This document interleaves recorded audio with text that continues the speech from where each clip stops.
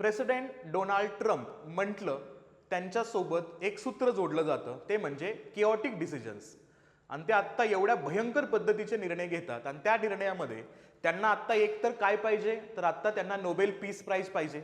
आणि त्यासोबतच ते काय करतात, ज्या ज्या ठिकाणी व्हिजिट करतायत ना त्या त्या ठिकाणी जाऊन ते एक वेगळी अशी असणारी भूमिका घेण्याचा प्रयत्न करतात. ते आत्ता गेले होते सौदी अरेबियाला.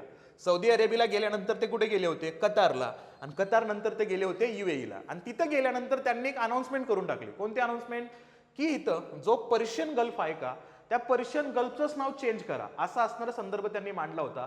जसं त्यांनी मॅक्सिकन गल्फचं नाव बदलून अमेरिकन गल्फ करायचं असाही विचार मांडला होता, तसाच एक विचार त्यांनी इथं मांडला की पर्शियन गल्फचं नाव चेंज करायचं आणि त्याला कोणतं नाव द्यायचं, त्याला द्यायचं नाव अरेबियन गल्फ किंवा काय नाव द्यायचं, गल्फ ऑफ अरेबिया. तर या सजेशनला भडकले कोण?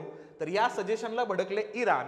आणि इराणनं सांगितलं ते म्हणजेच काय की या असणाऱ्या देशाच्या संस्कृतीवरती आणि त्या देशाच्या असणाऱ्या ऍक्टिव्हिटीवरती एक प्रकारचा हल्ला आहे. या असणाऱ्या प्रेसिडेंटचं अनाउन्समेंट आणि त्यांचा स्पीच त्याला एक वेगळ्या पद्धतीची असणारी नकारात्मक भूमिका आत्ता इराणियन मिनिस्ट्रीच्या माध्यमातून हा असणारा संदर्भ घेताना दिसतोय. हे आपण इथं लक्षात घेऊया.